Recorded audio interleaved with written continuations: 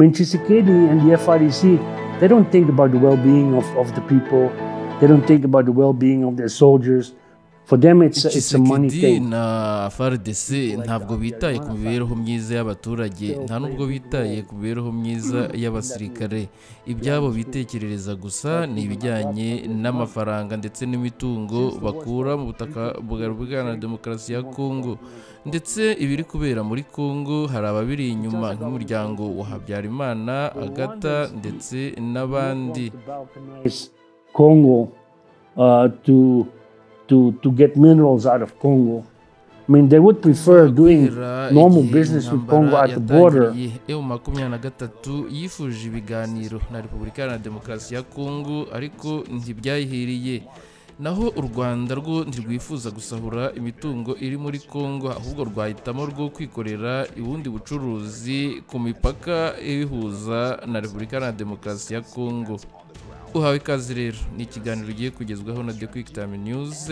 Nta kindi usabwa rero uretse kureba aho handitse subscribe maze ugakandaho, tugakomeza kubana muri iyi nkuru 5 kuri 5.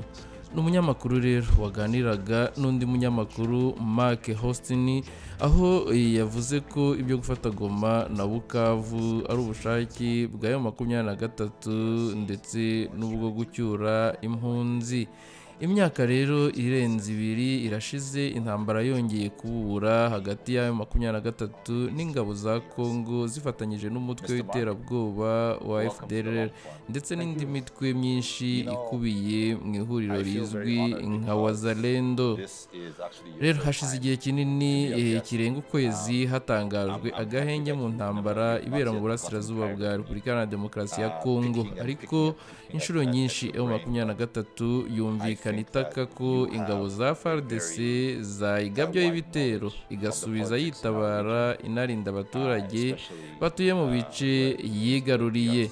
N'umunyamakuru rero Mark Hostin umaze igihe akurikirana ibibazo by'umutekano muke muri Repubulika na Demokarasi ya Kongo, ubwo yari mu kiganiro The Long Form cya Sani Ntayombya, yatangaje ko ubutegetsi bwa Perezida Tshisekedi nta mbaraga bugifite ndetse butagishoboye kuyobora Kivu zombi, ari iy'amajyepfo ndetse n'iy'amajyaruguru, abishingiye ku kuba ku rugamba aho ingabo z'impande zombi zihurira ndetse bizwi ko iza leta zitsindwa ndetse zigahunga. Ndetse umunyamakuru yahamije ko muri iyi ntambara M23 idateze kurekura uduce yafashe kuko bazi neza ko mu gihe bahatakaza mbarere byaba birangiye burundu, bazabaho batakigira igihugu. Ni muri aya makuru rero, ni muri iki kiganiro tugiye kubagezaho, aho mu minsi ishize aho umunyamakuru ari buze kugenda bazi ibibazo tukagenda tugenekereza kubibasubirizamo mu Kinyarwanda. Tutizimbye mu magambo, mu minsi ishize umuntu yavuye muri Repubulika na Demokarasi ya Kongo yambuka umupaka arasa inzu ariko ntihagira ukomereka. Byavuzwe ko ari umurwanyi wa Wazalendo wari wanyoye urumogi. Ese nawe yaba ariko ubizi?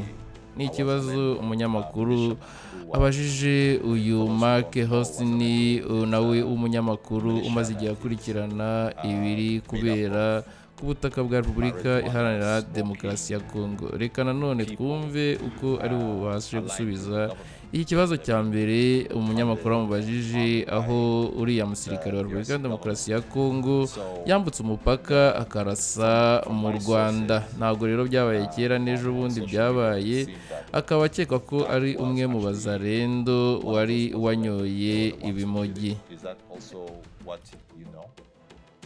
Most probably yes, but then the question remains on whose behalf did he act?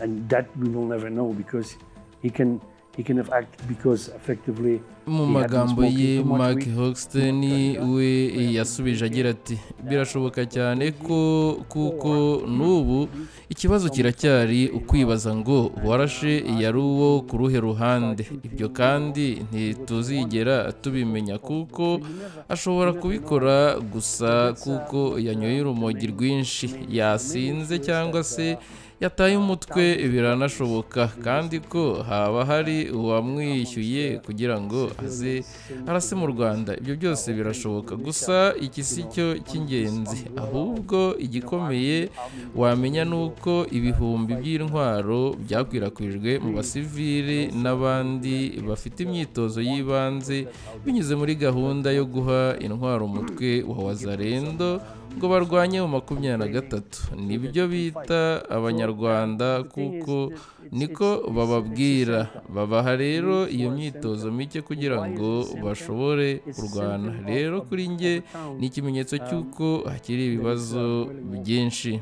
So, but you said something that I think that is really interesting, that you said that he could have either been high on some drugs or someone sent him to do that. Now, I understand the first part.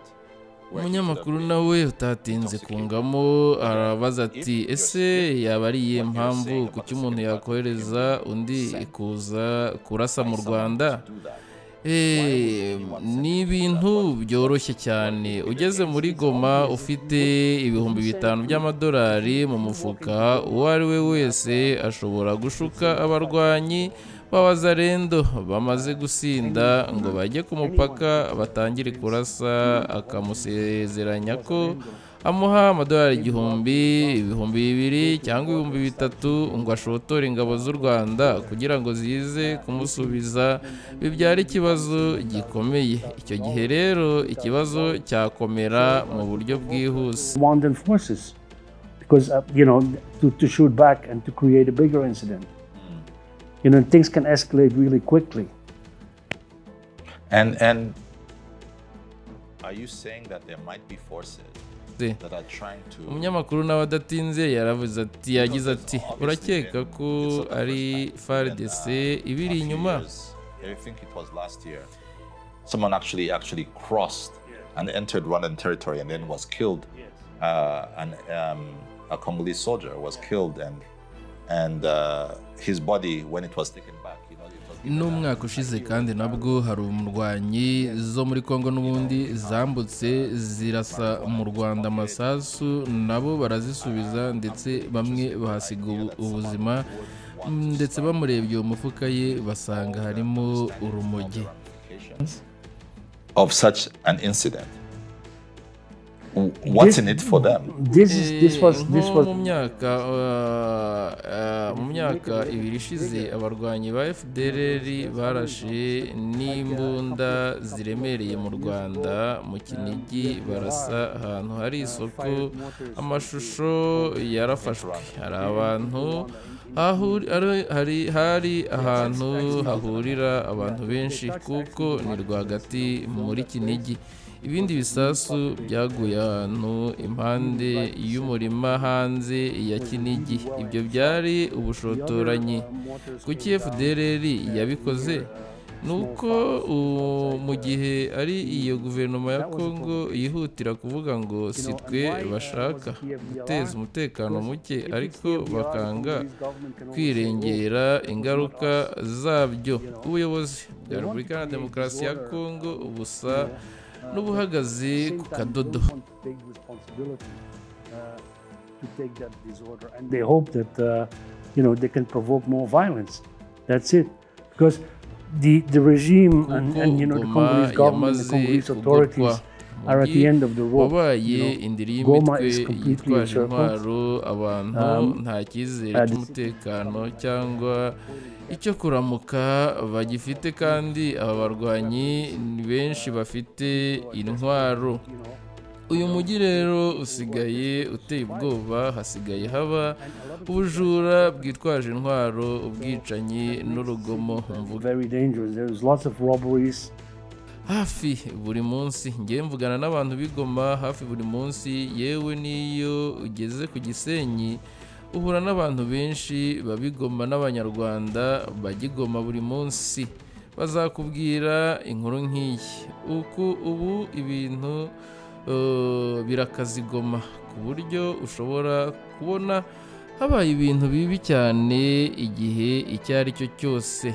Ibi birampangayikishije cyane kuko iyo usesenguye neza usanga ubutegetsi bwa Kinshasa nta bushobozi na buke bugifite bwo gutegeka Kivu zombi, ndetse Goma yaratangatanzwe ku buryo bisa nkaho bwamaze gutsindwa intambara that can explode. What are the chances that you actually see an explosion? Because over the last couple of days, there've been, different murders and robberies, and citizens are so frustrated. You have incidences of citizens, Goma residents, creating roadblocks. Iminsi ishize Goma n'ubundi humvikanaga ifungwa ry'imihanda, amabariyeri ndetse n'itotezwa ry'abaturage baturiye mu nce na zimwe. Ese naye mahirwe wowe ubihereza ko n'ubushize twagira ngo twumvise umusirikare wirasiye ubwe umuyobozi we amuziza ko yari amaze amezi ngira ngo ni 19 adahembwa. Ese wowe ubibona gute? I'm not in a position to tell you that now, but I can only tell you that I worry a lot about this. I'm worried. I'm really worried because if you look at if you pull open the topic a little bit, you will see that Tshisekedi mu bihe byashize yagerageje kwiyambaza abamufasha bavuye hanze nk'Abanyafurika y'Epfo, Abanyakenya, Abacanshuro, ariko bose barananiwe. Nta muntu rero ugishaka kumufasha kuko urugamba rumeze nko kuba hagati y'urupfu n'umupfumu. Intambara irushaho kugukara kandi urugamba bakarutsindwa. Bahora bagaba ibitero kuko bohereza Wazalendo na FDLR n'ingabo z'u Burundi imbere bakaraswa ku bwinshi na M23. Nyamara iyo ubajije abayoboye urugamba muri M23 barakubwira bati twe ntitunezezwa no kurasa aba bantu kuko biba byoroshye, baza ari amatsinda batugabyeho igitero bikarangira tubarashe ariko ntituba tubyishimiye. Nyamara barakomeza bakaza, ntabwo ari FRDC irwana. We kill them. We don't like to do that. So, but they keep coming. So that's why it's not the FRDC that is fighting. Well, what's driving? You think about what you've just said. It almost sounds like these people, these Wazalendos, these FDLR, these Burundians, they're almost like cannon fodder. But what if mu magambo y'umunyamakuru nyuma yo kumva ko atari FARDC irwana, yakomeje abaza uyu munyamakuru mugenzi we ati ese ni iki gisunikira aba barwanyi gukomeza kurwana babona bene wabo bashira? Ni ikibazo kiza abajije mugenzi we w'umunyamakuru Mark. Mu gusubiza nawe yagize ati banza urebe ingabo z'u Burundi hamwe n'imbonerakure boherejwe ku rugamba muri Repubulika Iharanira Demokarasi ya Kongo, ariko 300 muri bo barafunzwe kubera ko banze gusubirayo kuko barabizi. Okay, if you do this, we will give you that amount of money. Hari kandi n'abarwanyi ba Wazalendo na FDLR bajya banga nabo kujya ku rugamba, bakabasezeranya ibihembo bakabona kugenda. Tshisekedi rero na FARDC ntibajya bita ku buzima bw'abasirikare, ntibita ku buzima bw'abaturage, ntibita no ku mibereho myiza y'abatuye muri Uburasirazuba bwa Kongo. Ndetse n'abanyepolitike benshi bo muri Repubulika Iharanira Demokarasi ya Kongo, yaba Kabila, yaba Tshisekedi, Bemba, bose batekereza kuri Katanga. Niyo mpamvu rero batekereza kuri Katanga. Ubwabo baravuga bati muri Katanga bafite inzu, bafite ibirombe by'amabuye y'agaciro, bafite imitungo iyi n'iyi. Then, like Kabila, I might think, oh, in nka Kabila we yavuga ati big Masisi farm, mafite urwuri, muri Goma mafite inzu nziza, ahandi mafite inyungu mu birombe bya Koruta. N'ibyo bitekerereza gusa, bashyira imbere amafaranga. Ni abayobozi rero bose ba Kongo, ugiyeho wese nta kindi abarembereje imbere uretse amafaranga. Aha rero Tshisekedi ntiyigeze yiga, ahubwo akikijwe n'abantu bamubwira icyo agomba gukora n'icyo kureka. Ubwe ntiyizera kandi ntabwo aba ashaka gutakarizwa icyizere, kuko azi neza ko igihe Goma yaba yafashwe ubutegetsi bwe bushobora guhita bugera ku iherezo, kuko ntazaba agifite uburyo yasobanura ibyo akora i Kinshasa. Tshisekedi rero afite abanyarwanda benshi Kinshasa, ndetse anafite mu ishyaka rye imbere rero arasumbirijwe, haba muri politiki ariko no mu bya gisirikare ntiyorohewe. Ibye byenda kurangira, kandi buriya iyo urebye uriya muntu wagiye ku mupaka akarasa n'urugero rw'uko iyo abantu nka Tshisekedi batangiye kubona bagiye kubura byose, batangira gushotora ku buryo bateza umutekano muke ku mipaka minini y'ibindi bihugu baturanye, kugira ngo ikibazo gihinduke icy'akarere.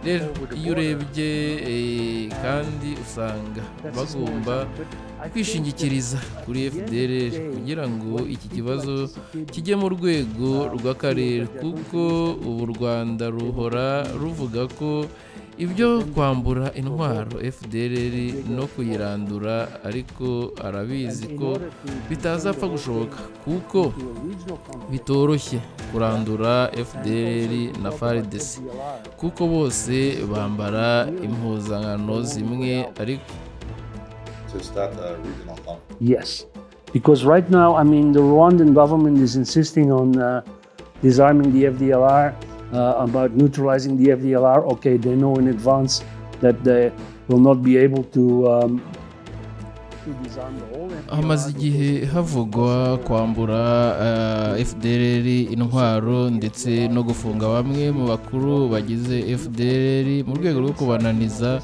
ariko nzi ko bitaborohera kubera ko FDLR ndetse na FARDC n'igisirikare bigaragara ko cyamaze kuba kimwe, kubera ko bambara imyambaro imwe, ndetse kandi barakorana, usanga ari bo bari imbere mu rugamba. Mu rwego rwo kwirinda, FDLR nayo igomba gukora ku buryo ikaza intambara ikagera kure, ku buryo umuryango mpuzamahanga ari wo ubijyamo, ukabwira buri wese ngo ahagarike ibikorwa bye, nk'uko mu minsi ishize byabaye.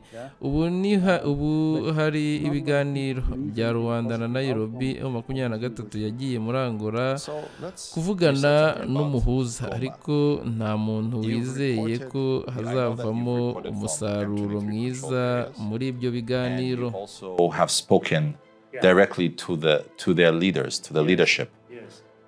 Now, one of the things that I've noticed this time, unlike in 2012, the M23 has refused to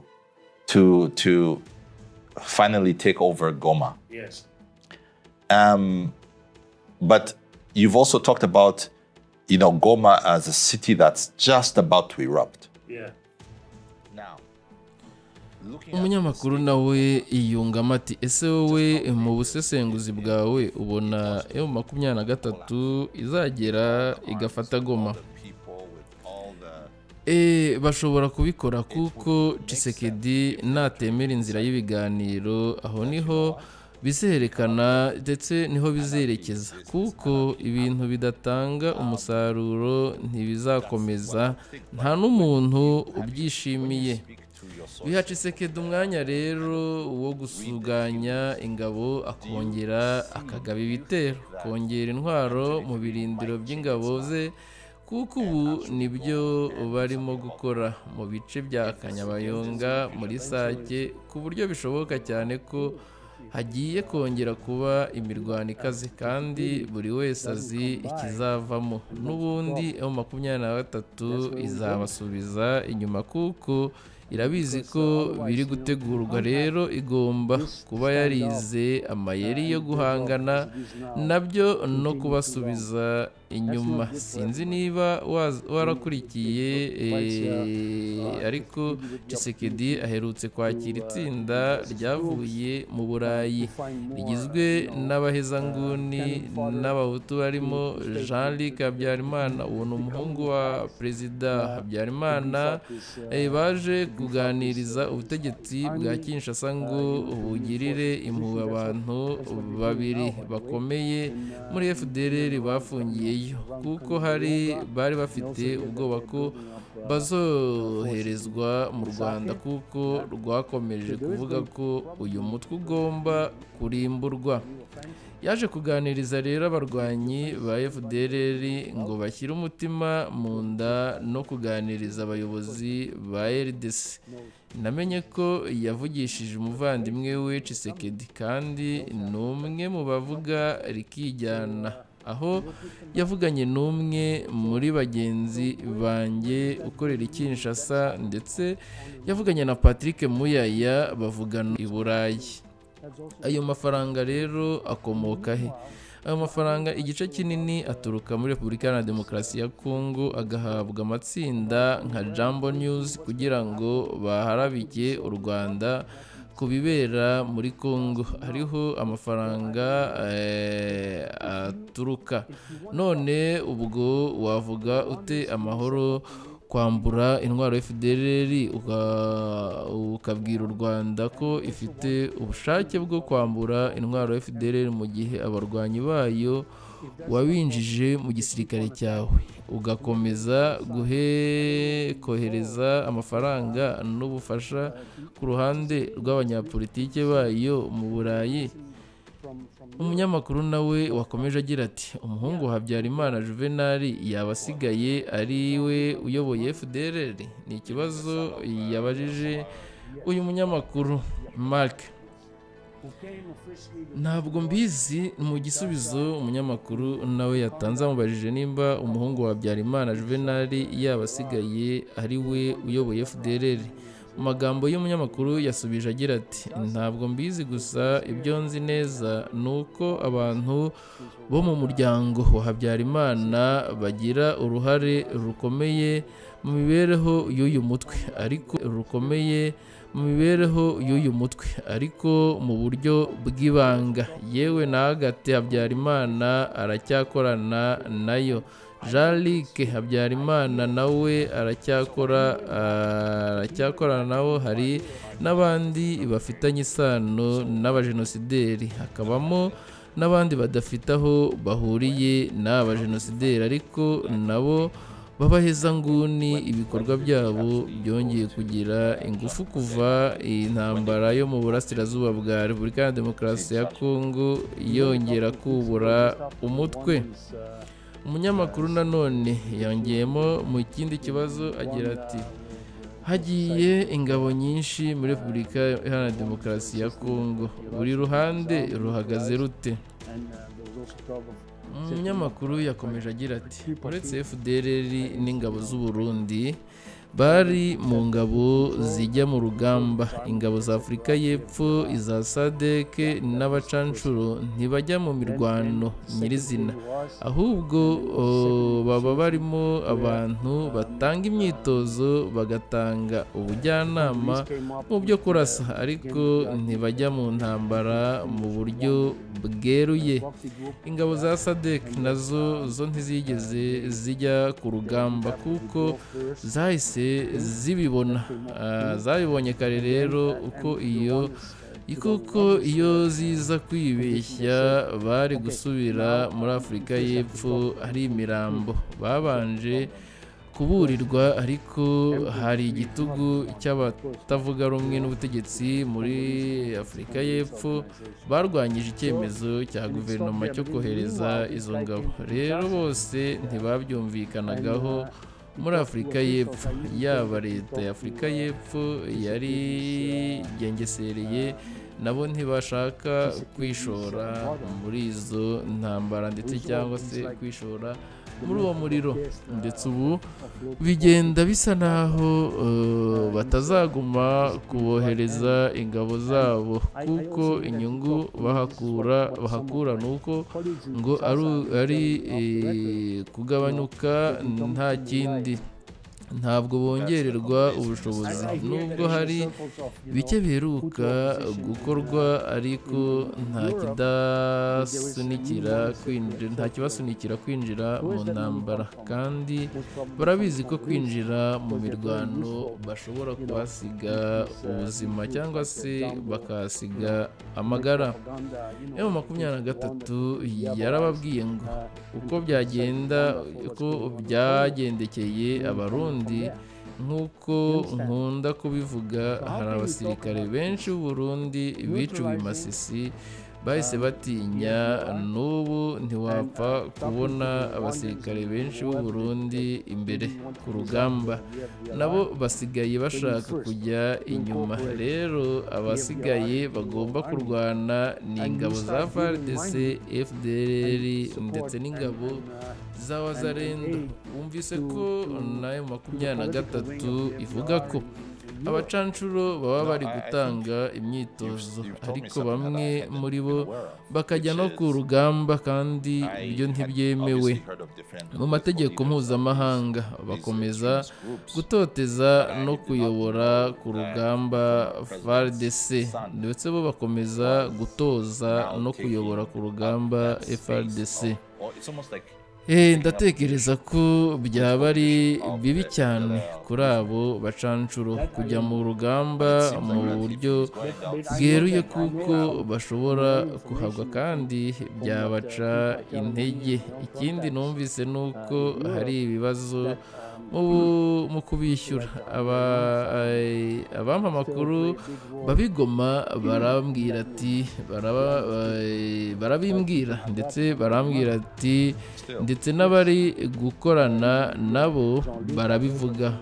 Bavuga ko iyo habayeho gutinda kubahemba nk'iminsi 2 cyangwa 3, batangira kwivumbura, kuko bagiye hariya gukorera amafaranga, ntabwo bagiye kuhapfira. Ni ikiganiro kirekire rero. Ubu aho bihagaze nuko Goma yaragoswe. M23 nayo yongeye kwisuganya mu duce yigaruriye, ariko hagiye habaho udutero, kuko ibihe by'agahenge ntibyubahirijwe inshuro nyinshi. Igihe Wazalendo yagabaga ibitero, ariko byagombaga guhagarara. Kuba rero hariho FARDC yubahirije agahenge, bigahagarara ko abantu bamwe bari kumwe na Tshisekedi mu butegetsi bari bagerageza kumvikanisha ko agomba gutuza, nihongera kubaho ibitero bikaze M23 ikirwanaho, bishobora gushyira Goma mu kaga. Igihe Goma rero yaba ibayemo imirwano, ingabo byazisaba iminsi iri hagati y'2 n'3 zikaba ziyigaruriye, kuko ntabwo bikomeye. Igihe haba imirwano M23 ikagera i Goma, icyambere kizabaho nuko inyeshyamba zo zizaba zirwana no guhunga. FARDC izahita ihunga, kuko M23 ni abahanga basigamo inzira ifasha abandi guhunga. FDLR na Wazalendo zizahunga, ku buryo umujyi uzaba usigaye nta barwanyi bayirimo. Umunyamakuru adatinze nawe yunzemo ikibazo, agira ati, ese M23 yafata Kinshasa? gushaka gufata Kinshasa birakomeye, bisaba kuba ufite uburyo bwo koroshya ingendo, uba ukeneye ubufasha bw'amahanga, ubwo baba bakeneye ubufasha bw'u Rwanda na Uganda kandi ntibyashoboka. Iyo bavuga gufata Kinshasa ni amagambo yo gushyushya urugamba no gushaka gukanga ubutegetsi bwa Kinshasa, kuko uko M23 ivuga ni kimwe nuko abanyapolitike b'i Kinshasa bavuga kugira ngo babashyushye mu mutwe, kuko no gufata Kisangani cyangwa Beni ntibyaba byoroshye uko mbitekereza. Gufata Goma byo birashoboka, kandi bamaze kuyifata ntihaboneke igisubizo kirambye, na Bukavu baba bagomba kuyifata. Ese gufata Kisangani cyangwa se gufata Goma na Bukavu cyaba ari igisubizo cyiza mu bya politiki? Niba ari ugushaka kugira ibiganiro bigamije amahoro n'umuntu, kuva mu myaka 2 ishize M23 yaravugaga ngo dukeneye ibiganiro kuva intambara yatangira. Guverinoma rero ya Repubulika ya Demokarasi ya Kongo ikabyanga, bakomeza kubyanga kandi bagatsindwa urugamba. Amaherezo nuko M23 izageraho igafata icyemezo uko bazabigenza, ni gahunda yabo. Umunyamakuru nabwo adatinzemo yunzemo mu kindi kibazo agira ati ibiganiro bya Nairobi bigeze he? Ese abo mu burengerazuba tubona batangiye kuvuga kuri iyi ntambara byifashe byo bite? Mu minsi ishize muri iyi ntambara M23 n'u Rwanda bafatwaga nk'aho ari bo kibazo, ariko ubu abantu batangiye kubona ko atari ko bimeze. Abantu batangiye kubona ko impamvu iyi ntambara idahagarara cyangwa itazanashyirwaho herezo ari uko Kinshasa yahakanye inzira y'ibiganiro. M23 ibyayo biroroshye, bashaka amahoro, bashaka ko aba bahezanguni b'abahutu bava aho bagasubira mu Rwanda, hanyuma bagacyura impunzi zabo, kandi bakaba bizeye ko bazaba batekanye. Urebye icyo nicyo barwanira. Abanyamerika rero icyo babivugaho, umwaka ushize, ndavuga umwaka ushize 2013, iyo wabavugishaga wabonaga ko batumva ibibera hariya, kuko kuri bo byari ibintu byoroshye. Baravugaga ngo muri Rwanda ngo ruhagarika inkunga rwa M23 ihita ihungira muri Uganda, abandi bajya mu Rwanda bashyirwa mu nkambi birarangira. Ibyo nibyo batekerezaga, ntibigeze babirenga mu ntekerezo. M23 ni umuryango mugari w'abagogwe bamaze gufata icyemezo, ndetse bazi neza ko baramutse basubiye inyuma bagakurikiza ibyo abanyamerika bashaka bizaba birangiye burundu. Muri aka karere, muri Kivu y'Amajyaruguru aho bafashe, ntabwo bazavamo, kuko mu 1990 hari Abatutsi b'Abanyekongo bari bahatuye barenga 200,000. Bakomoka ku bwoko rero bw'Abagogwe n'Abaha bari batuye aho, kandi niho bahoze. Mu mwaka rero 1995 haje impunzi nyinshi zivuye mu Rwanda, nabo biyongera kuri bo. Muri abo bantu 200,000 ubu hasigaye abaturage 15,000. Abandi bari mu nkambi mu Rwanda, Uganda ndetse n'ahandi, cyangwa se bajyanywe n'imiryango mpuzamahanga mu bindi bihugu bagamije gukemura ikibazo binyuze mu kanama k'abantu. cyangwa se binyuze mu kuhamara abantu. Ibi ni impamo ibihumbi by'abantu bamwe boherejwe muri Australia, Amerika, Canada, mu Burayi hakoreshejwe amafaranga y'umuryango mpuzamahanga. Ariko iyo ubibajije abantu ba OIM, kubera ko byakozwe mu myaka 10 ishize n'ubu bigikomeje, baravuga ngo icyo nicyo gisubizo cyonyine cyashoboka cyo gukemura ibi bibazo. Aya niyo rero mahirwe ya nyuma ya 23 ifite yo kugarura imiryango yabo ku butaka bwabo, cyangwa se bakabaho batagira iwabo, batagira igihugu, cyangwa nanone bagahatirwa kuba Abanyarwanda, Abagande, Abanyamerika cyangwa ikindi bashyigikiye 23.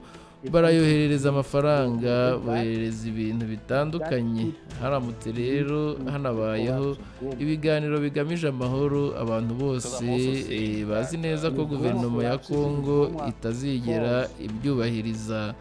Nibibaho rero M23 izakomeza gusaba ko yirindira umutekano w'ibice batuyemo, kandi izaba ari ingingo ikomeye, birakomeye cyane.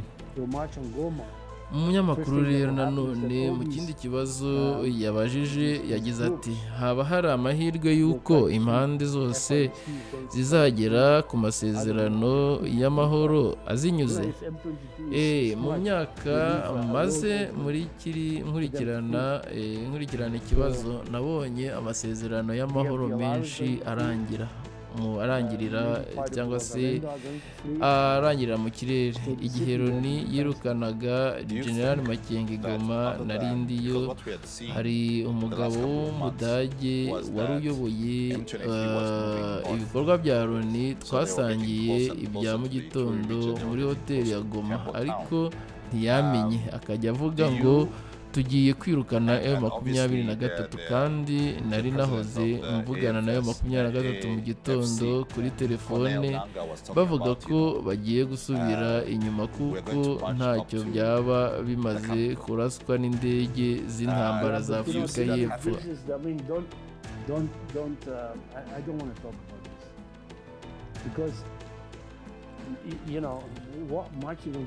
Uwo Mudage yaravuze ngo uwo Mudage twasangiye yaravuze ngo tugiye kubarwanya hanyuma twambura intwaro FDLR. Naramubwiye nti unyihanganire, sinshaka kuguca mu buryo uvuga, ariko ntabwo nemeranya nawe. Ndamubwira nti ndabizi neza ko mutazambura FDLR intwaro, kuko icyo si ikibazo kuri leta ya Kongo, bazababwira ko bazaba babikemura. Ayo masezerano yose yashyizweho ntiyigeze yubahirizwa. Kuki wumva ko M23 yakwizera andi masezerano mashya atazigera yubahirizwa n'ubuyobozi bwa Repubulika ya Demokarasi ya Kongo? Ntawabyizera, ariko niyo babyizera bagomba gushyira imbere ibyifuzo byabo kandi bakabigumaho, kugira ngo babe bizeye ko mu gihe amasezerano atubahirijwe bashobora kugira icyo bakora ubwabo. Umunyamakuru nanone agira ati, iyi ntambara ni ibibazo by'umutekano, bivuze iki ku Rwanda? Yamubajije ikibazo kivuga kiti, si intambara y'ibibazo by'umutekano, ese byaba bivuze iki ku Rwanda? Abanyarwanda bakeneye iterambere ry'igihugu cyabo, ntibashaka intambara, ntibakeneye gusahura amabuye y'agaciro muri Repubulika Iharanira Demokarasi ya Kongo. Bo ubona ko bakeneye gukora ubucuruzi busanzwe bunyura ku mipaka, bagura ibikomoka ku buhinzi, bagura amabuye, bakishyura imisoro n'ibindi. ariko kubera impamvu zitandukanye abantu bakomeza kubasiga icyasha. Gusa baba bari muri Kongo cyangwa batariyo, bafite uburenganzira bwo kwirwanaho kandi bagakurikirana intambwe z'umwanzi bahanganye. Impamvu abanyarwanda bahora basaba ibiganiro, barambiwe ibi bintu, bifuza ko birangira. N'umunyamakuru rero waganiraga n'undi munyamakuru ni Mark Hongstens, aho yaganiraga n'uyu munyamakuru n'ubundi w'ikinyamakuru Sami Ntayombya ukorera The Long Form. Ni The Quick Time News rero, n'ubundi nagaruka nta kindi usabwa ngaha uretse kureba aho handitse subscribe ugakandaho.